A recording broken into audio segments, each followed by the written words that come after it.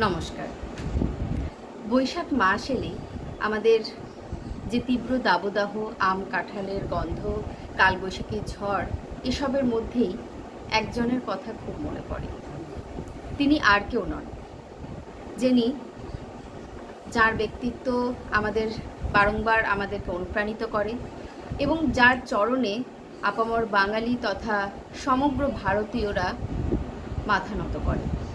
তিনি আর কেউ নন, তিনি সেই মানুষ যিনি এই বৈশাখী জন্ম নিয়েছিলেন উত্তর কলকাতার ঠাকুর পরিবারে, মহর্ষি দেবেন্দ্রনাথ ঠাকুর এবং সারদা দেবীর সন্তান হিসেবে। তার কথা স্মরণে রেখেই, তার কথা মননে রেখেই আমার কথা পিতিকা চ্যানেলের এই বৈশাখের নিবেদন হবে কথায় কবিতায় রবীন্দ্রনাথ। সঙ্গে থাকুন, পাশে থাকুন। এখনও যদি চ্যানেলটি সাবস্ক্রাইব না করে থাকেন তাহলে দয়া করে চ্যানেলটি সাবস্ক্রাইব করে নিন। আশা করি নতুন কিছু দেখানোর চেষ্টা করতে পারবো। নমস্কার, ভালো থাকবেন সবাই।